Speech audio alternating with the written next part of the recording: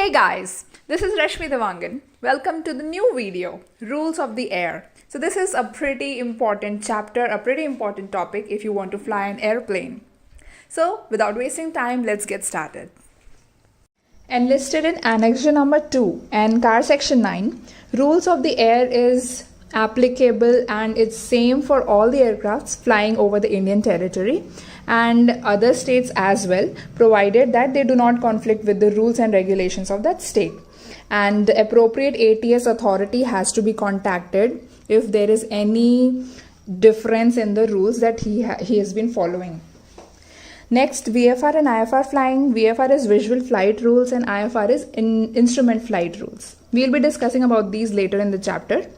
So, responsibility of pilot in command. He is responsible for disposition of aircraft with valid reason, of course. So, if there is any weather or any other steps he has to take apart from what he has been following or what it is there in the flight plan, maybe it is due to turbulence or any weather condition or any emergency condition, he can change the position of the aircraft, take a different path, and he is the sole responsible person for that.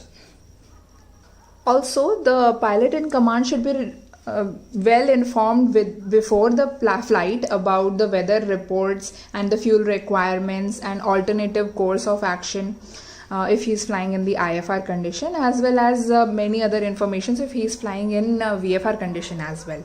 Okay, so let's move on to the general rules.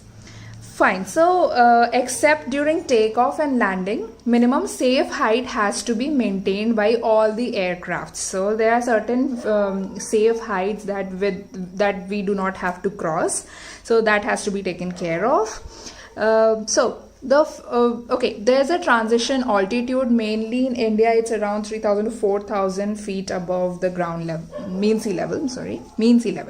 So above the transition level, so a transition altitude it's called. Above that the height is measured according to flight level, and below it is measured as per altitudes. So other things including dropping, spraying something from the aircraft and parachute descent except in case of emergency, and towing of any other aircraft. It is not permitted in India. Well, towing of other objects is permitted, but that is only if it is in a written permission or any permission from the DGCA. So, acrobatic flight. Okay, so acrobatic flying for the civil aircrafts, that can only be done by a licensed pilot, and if it is being trained, then an instructor who is properly licensed for the same has to accompany that pilot. And the second thing is the passengers getting on board in such flight. Then in that case, permission has to be taken. Then maneuver height not less than 2,000 feet above the ground level. There are certain rules for the people also. So if the aircraft is in vicinity of an aerodrome within 2 nautical miles, then unless flown at a height of 6,000 feet, no acrobatics has to be performed. For civil aircraft, formation flight is not allowed. ACAS is an equipment which we use for avoiding the collision. Then right of way. So the aircraft having the right of way shall maintain its heading and speed. So if there are 2 aircrafts and this one is the right one and here left obviously, so this one can maintain this one can maintain heading and speed, whatever it is maintaining. So it has the right of way. Next, head-on approach. If there is a head-on approach, then both the aircraft shall take right turns. If 2 flights are converging and if it is a power-driven aircraft, it will give way to the airships, gliders and balloons. If it is an airship, it will give way to gliders and balloons, and gliders will give way to balloons. And if there is a towing aircraft, and if an aircraft has been seen towing another aircraft or another object, some object, then in that case, power driven aircraft will also give way to them. Next is overtaking. So if one aircraft is overtaking the other one from the rear, then the angle should be less than or equal to 70 degree with the plane of symmetry of that overtaken aircraft. So the overtaken aircraft will have the right of way, and this one overtaking aircraft, which the one which is coming from behind, he will be responsible for avoiding collision and he will keep it out of way. Okay. Now during landing, if there are two aircrafts and one is at a higher altitude than the other one, then the one which is having the lower altitude, that will be landing first. So the higher one has to give way to the lower one. And obviously gliders have some exceptions, so gliders will be given priority. Next is taking off. So during taking off, the aircraft which is taking off will have priority over the ones which are maneuvering and taxiing around in the runway area.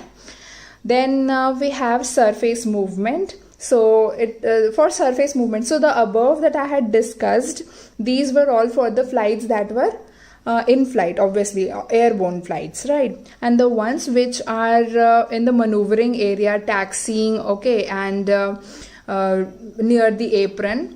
So these it is almost the same. Like if they are converging, they will like if they are coming head on, they'll take right turns, both of them, right? All those things has to be kept in mind.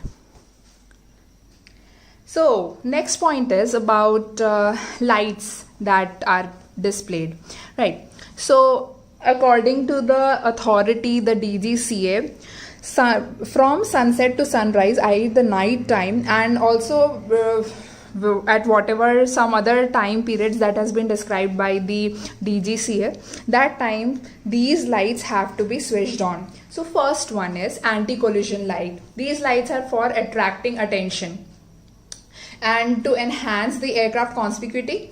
The landing lights and airframe flood lights can also be used. Second thing, navigation lights. These lights can be switched on for indicating the path to the observer or other aircraft who is in the nearby area. Similarly, for the aircraft on ground, if in the maneuvering area, navigation lights have to be used, right, for the same thing, for the same reason. And movement in the movement area, to attract attention, anti-collision lights have to be used, right? And engine lights, if engines are on, then the lights that show that engines are on, they have to be switched on. Okay. Also, if there is not proper illumination or not proper light nearby in the airport, in that case, to show the structure of the aircraft, such lights should also be switched on accordingly. Next is simulated instrument flight. So for a simulated instrument flight, there are two things that has to be kept in mind, that the flight should be dual, like fully functional dual control. It should have dual control. Second thing, qualified pilot should fly such flights, and if he is not qualified, then he should be accompanied by one. Right, so moving on, in the vicinity of the aerodrome, all the turns are to be made to the left hand side for landing and takeoff unless instructed. Okay, so if you are near the aerodrome, and near the aerodrome, in that area you don't have to take right turns. All the turns have to be taken in the left hand side for landing and for takeoff, unless and until it has been instructed by the proper authority. And also you have to land or take off into the wind. Into the wind means headwind. It should be a headwind. Moving on to the next topic, flight plans. So what are flight plans? Flight plans has the information about the destination aerodrome, the source aerodrome, like the one where we are departing from, the estimated time of arrival, estimated time of departure, and what flight rules are used. All those things are included in a flight plan, right? And who are exempted to give a flight plan, the ones which are nano and micro remotely piloted aircraft who are flying within 50 feet to 200 feet above the ground level. They do not need to submit any flight plans. Otherwise, the ones which are listed here, like the one who will be requiring air traffic control services, the one who are using IFR advisory or flying in the advisory airspace, and the ones who might be needing search and rescue operations, and those who need the navigation aids and other information. And apart from that, if they are flying or maneuvering near the military area, so for their self-identification, they need to submit a flight plan. And also, if you're crossing the international border, then it's an obvious thing that you have to submit your flight plan. And then the time. So you have to submit a flight plan which not less than 2 hours of a time of departure, and you can say it should be between 2 hours to 3 hours. And for the remotely piloted aircraft, they have to be submitting the flight plan at least 24 hours before. Next point is, if there is a delay of 15 minutes or more then in that case, pilot has to inform the ATC with the revised estimated time of departure, and in that case a new flight plan will be formed and the previous one, the old one, will be cancelled. The flight plan it has to include alternate aerodrome, and then if you're closing a flight plan, in that case, after landing, as soon as possible, the pilot, either in person or through the data link, he has to inform the ATS that they have reached. Also, during the route, if there is any change in the flight plan, like if you want to switch from IFR rules to the visual flight rules or vice versa, then also immediately the pilot has to inform the appropriate ATS authority about the same. The time used is UTC. Regardless of any flight from any part of the world, any part of the country, you have to set it to UTC, all the clocks. And ATS unit clocks as well as the recording time devices, in that case is error of plus minus 30 seconds of UTC is allowed. But for application data link communication, not more than 1 second. ATCS is Air Traffic Control Service. It will provide you clearance. It will provide you other information on how to operate the aircraft in a controlled airspace. So it is a very important unit of aviation industry. So you have to be communicating with ATS unit, the one which is appropriate at that duration. You have to inform them continuously about your position, about if there is any changes you're bringing in the flight plan or anything important, you have to inform the ATC. Okay. So if there is a deviation in track, in that case you have to correct it. And if the Mach number is differing by greater than or equal to 0.02, or the indicated airspeed is again differing by if it is greater than or equal to 10 knots. It is if the indicated airspeed is differing by more than 10 knots, in that case you have to immediately inform ATS. Next, if there is a change in time estimate, that has to be informed. ADS-C will be activated and serviceable. Then changes requests. Again, the changes request you have to do it by informing ATS and taking their point of view as well. And then change in route. So in change in route, if there is a change in route or not, if it is not there also, in that case you have to give them information about who you are, identification, flight rules which you are following, IFR or VFR, changed or unchanged destination. If it is changed, then also; unchanged, then also. Revised time estimated. And if there is any other information which includes weather, etc., then also that has to be included. right? Next is communicate position time to time. We have already talked about it. CellCal, this is an air-ground communication. Okay. Radio communication failure. Okay, so it is also known as RCF in short form. So if you are using a VFR flight, if you are flying according to the visual flight rules, in that case, if there is a communication failure, you have to continue to fly in whatever flight altitude you are flying, flight level you are flying, and the speed you have to maintain it, and then land at the nearest aerodrome possible and report the arrival as soon as possible. Or if it is permitted, then you can switch to IFR rules. Now, if you are from the beginning flying in the IFR conditions, in that case, if the radar is not working, then you have to fly in the same speed and altitude for 20 minutes and then follow the flight plan. Next point, if the radar is working, then also you have to fly for 7 minutes for the same speed and altitude, and again then you have to follow the flight plan. Here the 7 minutes is calculated after you have sent the message, send this code 7600. Next, and also if you have told that you have reached the minimum altitude or last communicated, from that time 7 minutes is calculated.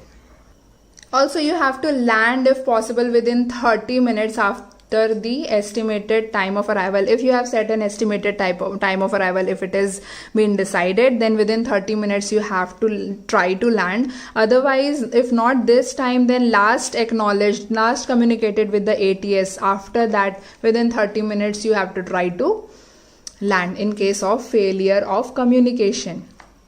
Next topic is again a very important topic. It is about the flight visibility, how you have to take actions according to that.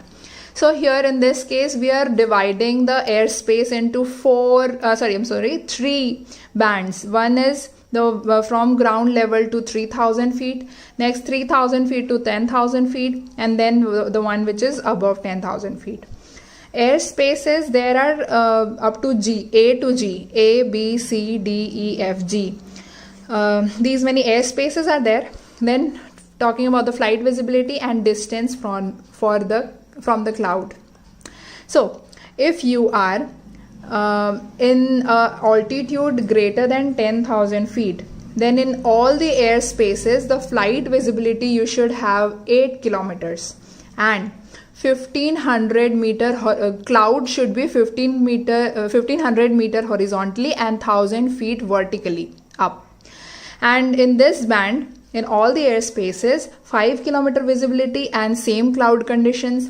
For less than 3000 feet, from A to E airspaces, 5 kilometer visibility, flight visibility, and for the clouds again the same condition, 1500 meter horizontally and 1000 feet vertically.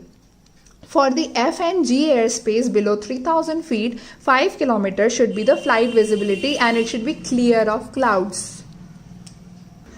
For the class A airspace, no VFR flights are allowed. This has to be kept in mind. And also helicopters, for helicopters 1500 meter flight visibility should be there. There is some difference in this. Next is VFR. Okay, so VFR is a visual flight rules. In this case, you're not using any instrument. You have to see outside the cockpit window, see the atmospheric condition, judge it, and accordingly you have to take action as in whatever condition you are flying, taking off or landing.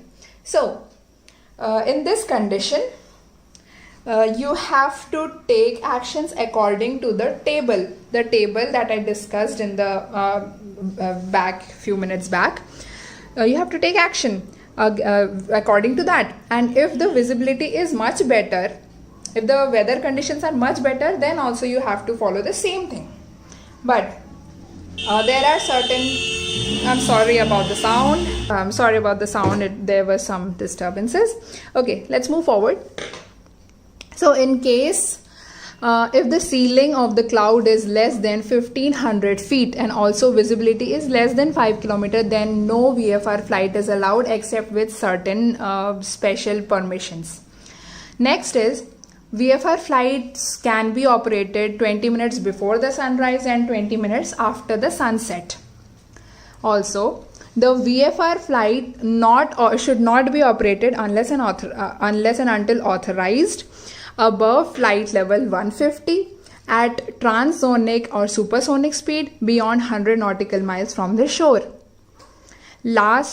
Also, there are some other points that above flight level 290, you cannot operate RVSM, that is reduced vertical separation minima, if you are flying in a VFR condition. RVSM means if there are flight levels, there are two flight levels, and between those two flight levels, the separation minima is 1000 meter. So you cannot fly within the RVSM if you are flying above flight level 290 in VFR flights. Also, over the congested cities, height more than 1000 feet and within 600 meter radius, you are not permitted to fly a VFR flight. Also, elsewhere, the separation can be reduced to 500 feet above the ground level. So, special VFR flights are there. They can enter the air traffic zone.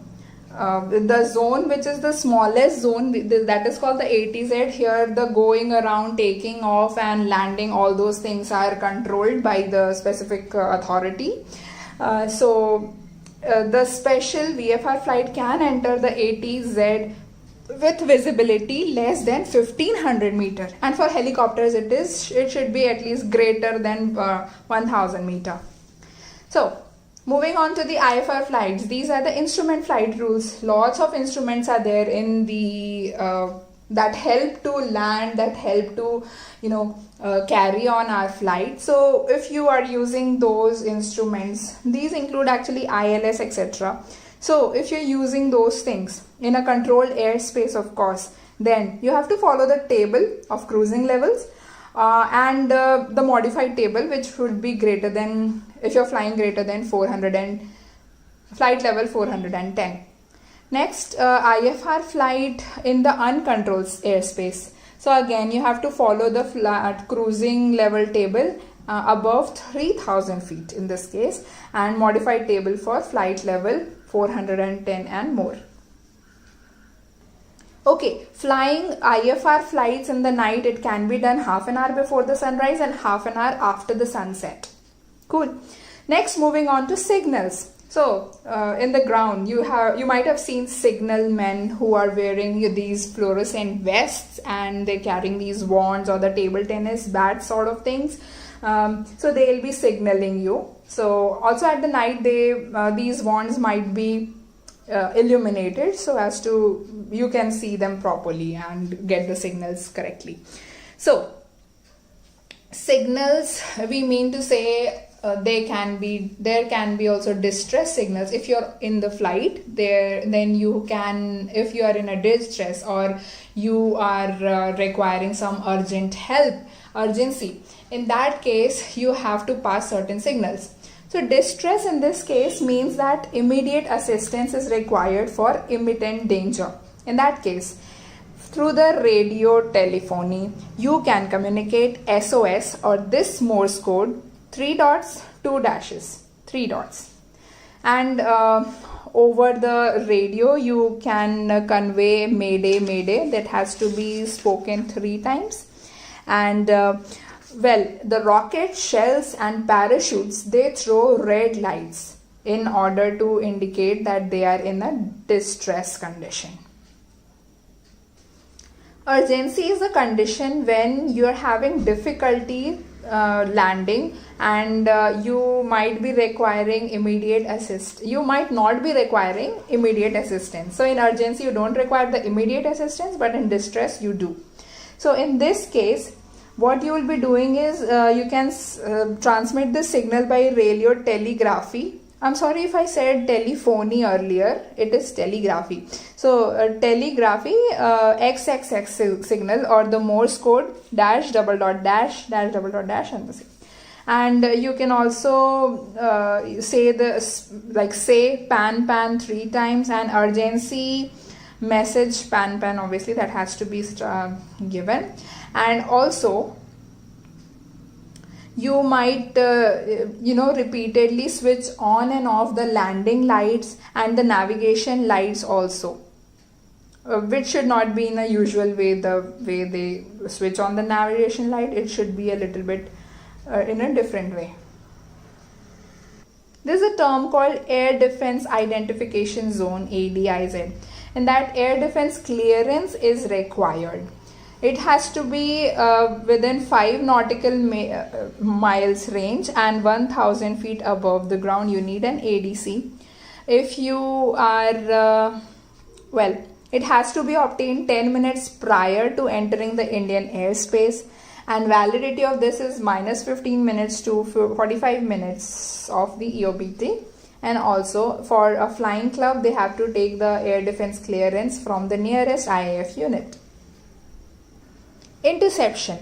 If there is an aircraft which is coming in your way, or if you are going in some other way, there is a way in which you can communicate with the other aircraft. There is an emergency frequency of 1 to 1.5 megahertz.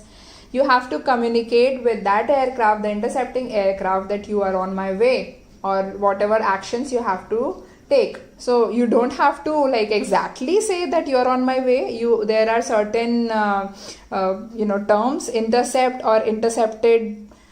All these terms have to be used, and also these should be in this frequency, and you can repeat the same in 243 megahertz frequency as well. This is also an emergency frequency. Next, if the aircraft is having SSR transponder, it is equipped with certain instruments, then use the mode A code 7700, that means intercepted. And then ADS-B, ADS-C is also an option. Appropriate functionality procedures has to be followed for the same.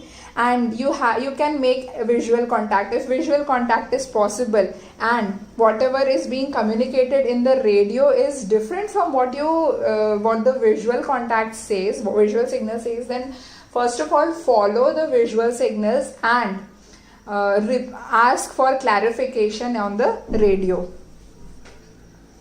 Next is ATS is not able, if you are not able to communicate with the intercepting aircraft immediately, you have to tell the appropriate ATS authority and establish a communication with them. So if you have entered in a prohibited area, then from the ground they will be flashing or throwing the red and green lights, and also this will be done every 10 seconds. Stars is also a concept here. This will be indicated if an unauthorized aircraft has entered the prohibited area. Also, there are some other things.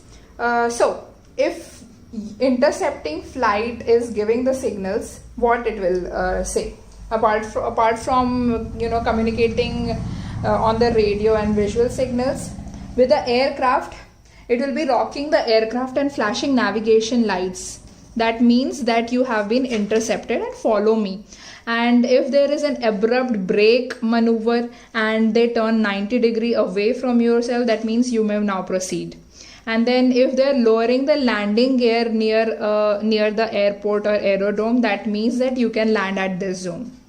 The intercepted aircraft may further respond to these signals by raising the landing gear if you find that airport is not adequate for landing, and also regularly switching on and off the available lights in that in an unusual manner, you can say that you are not able to comply. Okay. And then if irregular flashing of these lights are done, then again you will be that will mean that you are in distress. Okay, in the vicinity of the aerodrome there is a light system. So they'll be showing you certain lights, and what does they mean? So if you are in flight and there is a steady green light, in that case it means that you're clear to land, and if you're on the ground, it means that you're clear to take off. And then if there is a steady red light, it means that give way to other aircraft, and on the ground it means stop. Green flashes, series of green flashes, in that case return for landing, and on the ground clear to taxi. Series of red flashes, then it means that if you're on if you are airborne, in that case aerodrome unsafe, do not land, and on the ground taxi cleared of landing area in use. White flashes, that means land at this airport and proceed to apron. And for the same on the one which is on ground, return to the starting point and on the aerodrome, starting point on the aerodrome. Last but not the least, if there is a pyrotechnic red light, that will mean that do not withstand any previous instructions and do not land for the time being. That's it. So how will you acknowledge? So if you are in flight, during the daytime you will be rocking the wings of the aircraft, and during night you will be flashing landing lights twice. Also you can use navigation lights. Next, if you are on ground, then ailerons and the rudder can be moved during the day, and night you can flash the landing lights twice. Also you can use the navigation lights. The cruising levels. So there are two types of cruising levels, CVSM and RVSM. This means conventional vertical separation minima, and this is 2000 feet separation between the flight levels. And for the RVSM is the reduced vertical separation minima, which is 1000 feet separation. Okay, so until flight level 290, it is the same for CVSM as well as RVSM, but and that is 1000 feet. But if you are above flight level 290, in that case they both vary, and for RVSM it is 1000 feet only, and for CVSM it is 2000 feet separation until flight level 410.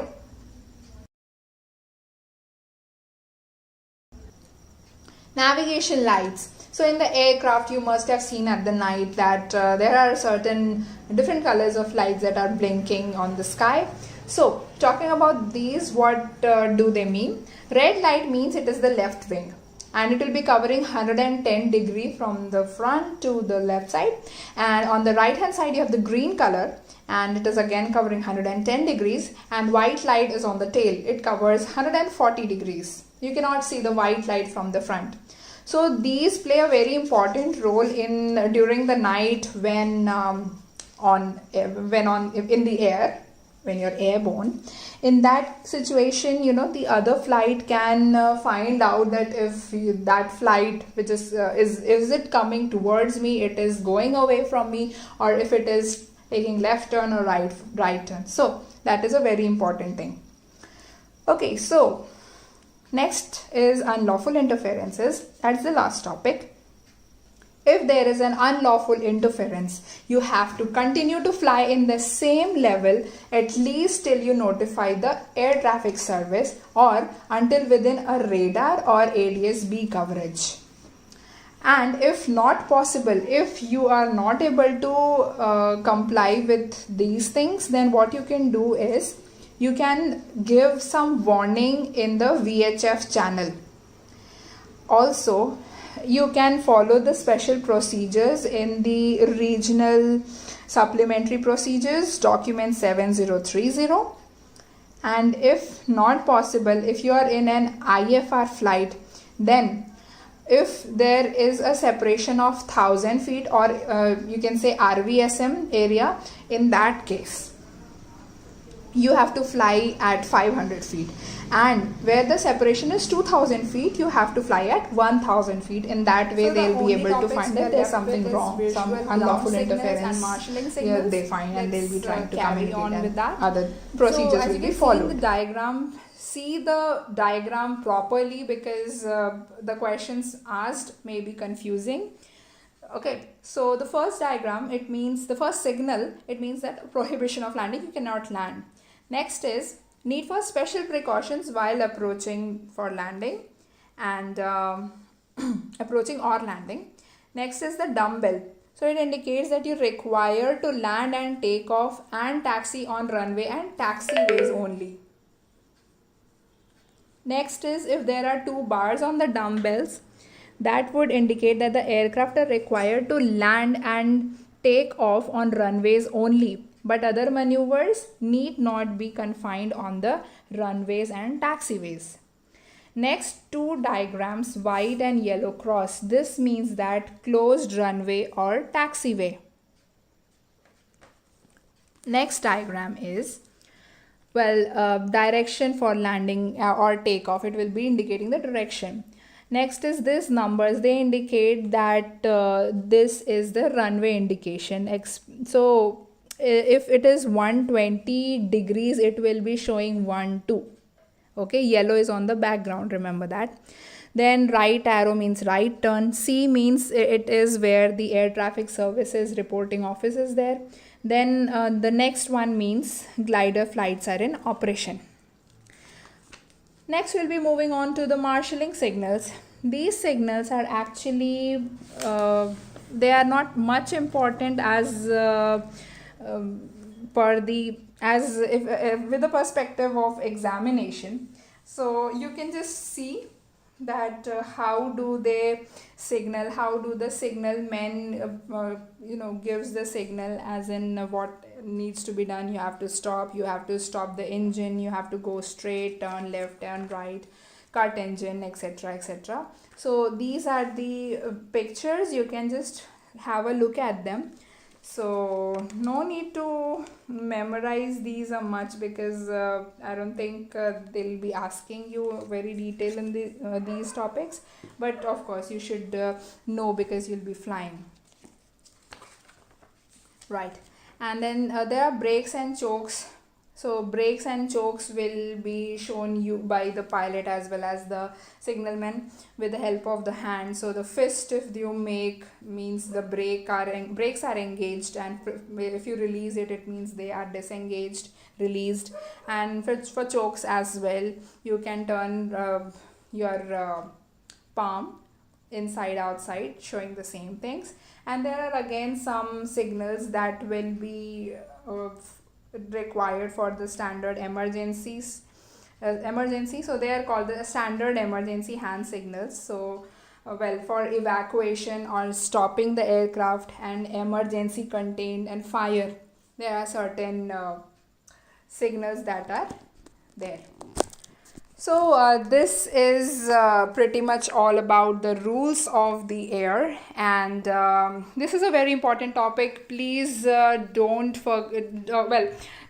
take this lightly. Okay, you can go through these videos again and again unless it fixes to your head. And if you like this video and the previous videos also, and you want to see much more videos coming up, please subscribe to my channel, give a thumbs up. That will really help me out. It will motivate me to make more videos. So keep your support up, and I'll be making more videos. Thank you so much. See you in the next video.